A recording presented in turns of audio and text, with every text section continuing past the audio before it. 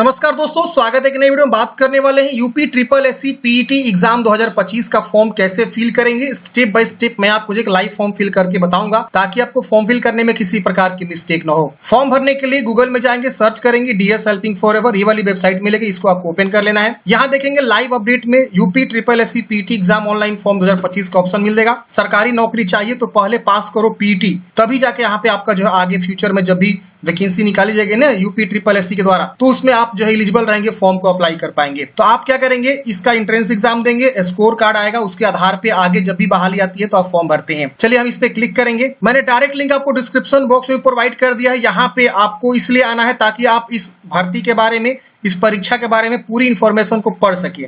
यहाँ पे आपको सारी जानकारी दिया गया है, इसके क्या बेनिफिट हैं, और यहाँ पे आप देखेंगे तो पूरी जानकारी दिया कि इसके कितने साल की वैधता होती है, 3 वर्षों की वैधता होती है, कब से कब तक फॉर्म भरे जाएंगे। तो 17 जून तक आप फॉर्म भर सकते हैं। आवेदन शुल्क यहाँ पे देखेंगे तो 185 रुपया सामान्य ओबीसी वर्ग के लिए, SC ST के लिए 95 रुपया, दिव्यांग के लिए 25 रुपया आवेदन शुल्क यहाँ पे आपको लगेंगे। 18 से लेकर 40 वर्ष की उम्र सीमा है तो फॉर्म भरेंगे 1 जुलाई 2025 के अनुसार, और आपने 10वीं मिनिमम पास आउट कर चुके हैं तो फॉर्म भर सकते हैं, या आपके पास 12वीं भी क्वालिफिकेशन है या उच्च डिग्री कोई है, जैसे ग्रेजुएशन है, पीजी है, तो भी आप यहाँ पे फॉर्म को अप्लाई कर सकते हैं। मिनिमम क्वालिफिकेशन 10वीं पास होता है। सिलेक्शन प्रोसेस सब चीज बताया गया, एग्जाम पैटर्न वगैरह आप यहाँ पे आके सारी जानकारी को पढ़ सकते हैं।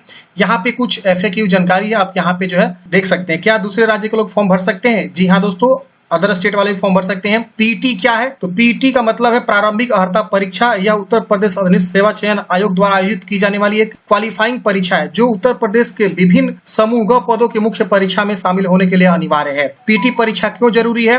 तो पीटी परीक्षा यूपी ट्रिपल एससी द्वारा आयोजित की जाने वाली विभिन्न समूह ग भर्तियों की एक स्क्रीनिंग टेस्ट के रूप में कार्य करती है। अगर आप ये फॉर्म भरते हैं, आप पास होते हैं, तभी जाके आगे यूपी ट्रिपल एससी के द्वारा जब भी बहाली निकाली जाती है तो आप उसके लिए एलिजिबल होते हैं, फॉर्म को भरते हैं। जब भी नोटिफिकेशन जारी करता है यूपी ट्रिपल एससी तो बोलता है कि आप 2025 पीटी क्वालिफाई है तो ही आप फॉर्म भर सकते हैं। तो ये यहाँ पे होता है। अब यहाँ पे देखेंगे तो आपको नोटिफिकेशन और अप्लाई लिंक का ऑप्शन मिलेगा, इस पे क्लिक करेंगे, सीधे आप अप्लाई वाले पेज पे आ जाएंगे। यहाँ पे देखिए आपको जो है प्रिलिमिनरी एलिजिबिलिटी टेस्ट पीटी आपको देखने को मिलता है। यहाँ पे भी इंपोर्टेंट डेट दिया गया है। आप एडवर्टाइजमेंट यहाँ से भी देख सकते हैं, यूजर इंस्ट्रक्शन पढ़ सकते हैं। यहाँ अप्लाई का बटन है, अप्लाई वाले ऑप्शन पे क्लिक करेंगे। यहाँ पे आपको एज लिमिट, क्वालिफिकेशन भी यहाँ पे आपको देखने को मिलता है, आप यहाँ देख सकते हैं। इसके अलावा आपको यहाँ पे कैंडिडेट्स रजिस्ट्रेशन का ऑप्शन मिलता है, इस पे क्लिक करेंगे। जैसे आप इस पे क्लिक करेंगे यहाँ पे आपको जो है इस तरह से इंस्ट्रक्शन आएगा। इंस्ट्रक्शन को पढ़ना है, इसको टिक करना है, एक्सेप्ट पे क्लिक करना है। फिर यहाँ पे आपको पूछेगा क्या आपको पूर्व के वर्षों में आयोजित किसी प्रारंभिक अर्हता परीक्षा में पंजीकरण ज्ञात है। अगर आप पहले भी पीटी का एग्जाम दिए 2024 वाला जो पिछले साल कंडक्ट हुआ था तो आप यहाँ पे यस कर सकते हैं और आप प्रोसीड कर सकते हैं। तो यहाँ पे आपको जो है उसका पीटी नंबर मांगेगा और उसी के साथ आपको प्रोसीड करेंगे तो आपका प्रोसीड हो जाएगा। अगर आप यहाँ पे पहली बार ये फॉर्म भर रहे हैं तो आप यहाँ नो करेंगे और यहाँ प्रोसीड करेंगे तो आपको जो है पूरी जानकारी यहाँ पे भरने के लिए ऑप्शन आएगा। देखिए इस प्रकार से अगर आप पहले से एग्जाम दिए हैं तो आप वही पीटी वाला जानकारी भरेंगे ना, अपना रजिस्ट्रेशन नंबर, तो पूरा जानकारी ऑटोमेटिक उठा लेगा, सब चीज उठा लेगा। बस आपको आगे कुछ जानकारी भर के और फॉर्म को सबमिट कर देना है। चलिए हम यहाँ पे जो है फॉर्म भरते हैं, शुरू से आपको बताते हैं। अब यहाँ पे देखेंगे तो ये आपके जो है 5 स्टेप्स में फॉर्म को भरना है। पहले आपको application, photo, signature, other details, fee deposit और प्रिंट आउट। अब यहाँ पे आपको अपना नाम लिखना, जिस प्रकार से मैट्रिक के मार्कशीट पे, फादर नेम, यहाँ पे आपको जो है मदर्स नेम, यहाँ पे अपना जो है डोमिसाइल बताएंगे, उत्तर प्रदेश के निवासी है तो यस करेंगे। उसके अकॉर्डिंग यहाँ पे बोलेगा please select your caste and domicile, यहाँ पे आपको ओके करना है। यहाँ पे आपको are you departmental of freedom fighter पूछेगा, अगर आप हैं तो यस करेंगे वरना नो करेंगे। एक्स सर्विसमैन है पर्सनल, यस करेंगे वरना नो करेंगे। यहाँ पे आपको विकलांगता के बारे में पूछ रहा है, विकलांग है तो यस करेंगे और उसके अकॉर्डिंग देखिए ऑप्शंस आएंगे। यहाँ पे नहीं है तो आप इसे नो करेंगे, ये डिसेबल हो जाएगा ये सब। आर यू स्किल्ड प्लेयर, आप उत्तर प्रदेश के जो है खिलाड़ी हैं, अगर है तो यस करेंगे और यहाँ पे बताएंगे किस प्रकार के आप प्लेयर हैं, नहीं हो तो आप इसे नो करेंगे। इसके बाद यहाँ पे आपको जो है राज्य चूज करना है, होम स्टेट, होम डिस्ट्रिक्ट आएगा, ये आपको चुनाव करना है। फिर यहाँ पे आपको कैटेगरी उसके अकॉर्डिंग चुनाव करना है।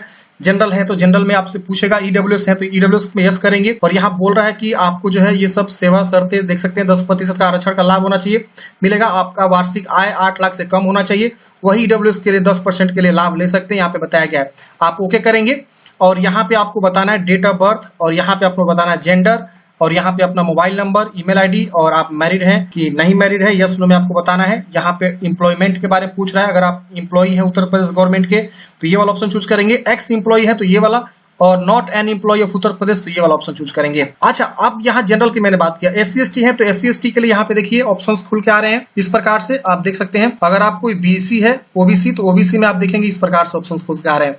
तो मैं सभी ऑप्शंस को यहाँ पे कवर कर दे रहा हूँ ताकि आप लोग कंफ्यूजन ना हो और आप आसानी से जो है फॉर्म को अप्लाई कर सकें। यहाँ पे ये सब कुछ ग्रेजुएशन के बारे में या जो भी आपका मैट्रिक इंटर की जानकारी है, एकेडमिक डिटेल्स आपसे भरवाए जाएंगे। यहाँ पे आपको हाई स्कूल के बारे में भरवाया जा रहा है और यहाँ पे आपको ये पूछ रहा है, are you claiming age relaxation, जैसे कि SC/ST वालों OBC को एज में छूट भी मिलता है ना, 40 वर्ष से ज्यादा हो चुका है तो आप एज में छूट ले सकते हैं। तो SC/ST को ये वाला ऑप्शन एज रिलैक्सेशन वाला खुल के आएगा, लेकिन वही जनरल के लिए नहीं खुल के आएगा। तो आप एज में छूट लेना चाहते तो यस करेंगे और यहाँ पे अपना जो है बताएंगे इस तरह से किस प्रकार के आप जो है, नहीं तो आप यहाँ नो कर सकते हैं। तो इस तरह से ऑप्शंस आपको देखने को मिल जाते हैं। तो ये सारे ऑप्शन से आप अच्छे से भरेंगे अपने कैटेगरी के अकॉर्डिंग।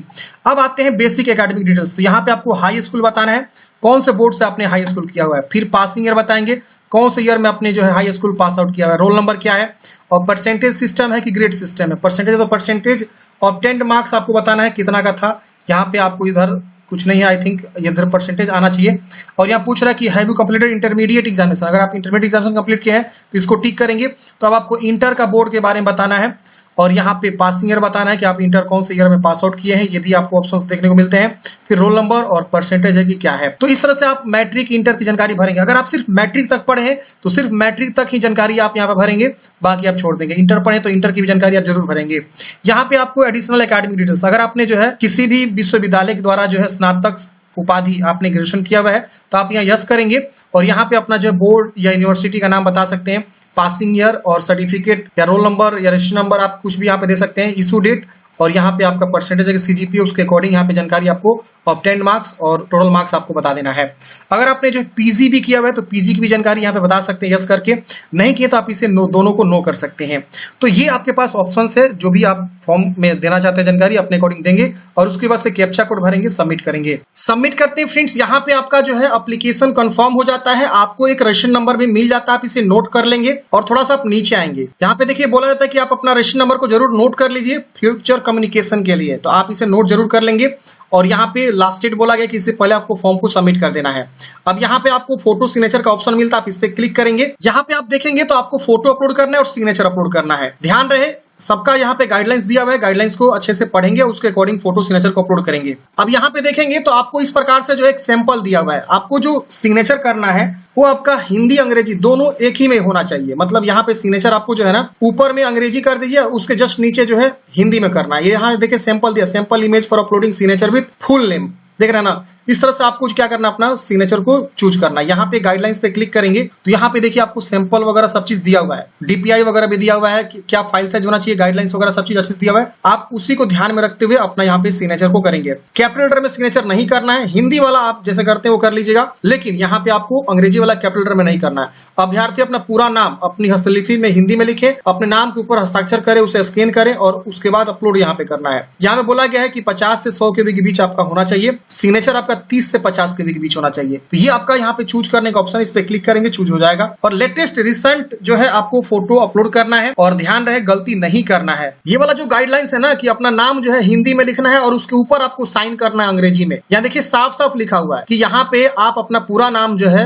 हस्तलिपि में हिंदी में लिखें और अपने नाम के ऊपर हस्ताक्षर करके उसे स्कैन करना है। तो ये देखिए सैंपल यहाँ पे दिया हुआ है, ये बिल्कुल गड़बड़ नहीं करना, बहुत लोग गड़बड़ कर देते हैं। अब चलिए हम यहाँ पे क्या करेंगे, चूज करके आगे नेक्स्ट करेंगे। फोटो सिग्नेचर अपलोड करने के बाद से फ्रेंड्स यहाँ पे आपको कंटिन्यू का बटन इनेबल हो जाएगा, आप इस पे क्लिक करेंगे, अगला स्टेप खुल के आ जाएगा। अब यहाँ पे आपको डिक्लेयर करना है, यहाँ पे आपको इस तरह से डिक्लेयर करेंगे टर्म कंडीशन को और यहाँ पे सारी जानकारी को एक बार चेक करेंगे कि हाँ सारा जानकारी आपने सही भरा हुआ है। उसके बाद आप नीचे आएंगे तो यहाँ पे आपको जो है प्रेफरेंशियल क्वालिफिकेशन बताना, अगर आपने टेरिटोरियल आर्मी में 2 साल काम किया है कम से कम तो यस करेंगे वरना नो करेंगे। आपने NCC B सर्टिफिकेट होल्डर है तो आप यहाँ पे यस करेंगे वरना इसे भी नो करेंगे। यहाँ पे अपना पूरा एड्रेस लिखना है, केयर ऑफ अपने पेरेंट्स का नाम लिखेंगे केयर ऑफ में, यहाँ पे अपना विलेज, यहाँ पे पोस्ट ऑफिस, यहाँ पे कस्बा या लोकेलिटी या सिटी का भी नाम लिख सकते हैं, यहाँ जिला चूज करेंगे, पिन कोड लिखेंगे। यहाँ कोरस्पोंडेंस एड्रेस पूछ रहा है जिसको मेलिंग एड्रेस भी बोलते हैं। अगर सेम है तो इसको टिक करेंगे, सेम सेम इधर वाला इधर कॉपी हो जाएगा।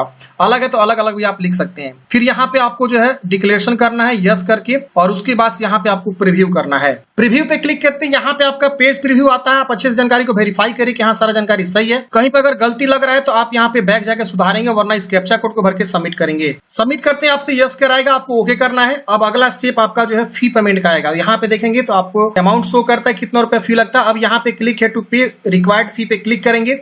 इस पे क्लिक करते ही अगला स्टेप आएगा। यहाँ पे आपको इस तरह से SBI का ऑप्शन मिले, इस पे क्लिक करेंगे। इसके बाद आपको नीचे थोड़ा सा आना है, यहाँ डिक्लेयर करना है। यहाँ पे फिर से आपको थोड़ा नीचे आना है, प्रोसेस फॉर फी डिपॉजिट पे क्लिक करना है। अगला स्टेप आपका इस प्रकार से आएगा, प्रोसीड करना है। अब यहाँ पे आपको जो है फी जमा करने का SBI का जो है पेमेंट गेटवे आ जाएगा। अब यहाँ पे आपके पास बहुत सारे ऑप्शन मिलेंगे, UPI, नेट बैंकिंग, इसके अलावा SBI credit card, debit card, सब ऑप्शन है। कोई भी ऑप्शन के माध्यम से आप क्या करेंगे, पेमेंट अपना जमा करेंगे। तो मान लीजिए हम यहाँ QR कोड से जमा करना चाहते हैं, हम QR कोड चूज किए, पे नाउ पे क्लिक करेंगे। अब इस QR कोड को स्कैन करके हम पेमेंट जमा कर सकते हैं। UPI, कोई भी UPI, गूगल पे, फोन पे या पेटीएम या अमेजोन, कहीं से भी हम स्कैन करके इसको पेमेंट जमा करेंगे। पेमेंट जमा करते ही आपका फॉर्म जो है फाइनल सबमिट हो जाएगा। उसके बाद से आपको जो है प्रिंट आउट निकल जाएगा, उसका हार्ड कॉपी अपने पास सुरक्षित रख लेंगे। तो इस प्रकार से हमने बात किया कि UP SSSC PET एग्जाम 2025 का जो फॉर्म कैसे फिल करेंगे। मैंने जो है अप्लाई लिंक डायरेक्ट आपको डिस्क्रिप्शन बॉक्स में प्रोवाइड कर दिया है। आपके मन में कोई भी डाउट है, कमेंट बॉक्स में पूछ लीजिएगा। मान लीजिए आपने पहला स्टेप रजिस्ट्रेशन कंप्लीट कर लिया है, आपको फोटो सिग्नेचर अपलोड करना है, तो आप यहाँ पे क्लिक करेंगे तो यहाँ रजिस्ट्रेशन नंबर आपको मिलेगा। जैसे कि जब भी आप पहला स्टेप कंप्लीट करते हैं तो आपको एक रजिस्ट्रेशन नंबर मिल जाता है,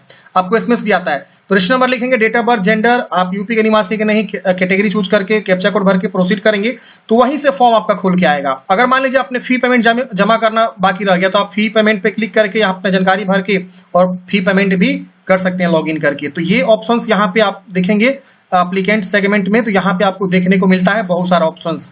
आई होप आप लोग समझे होंगे। मिलते हैं नेक्स्ट वीडियो में। जय हिंद।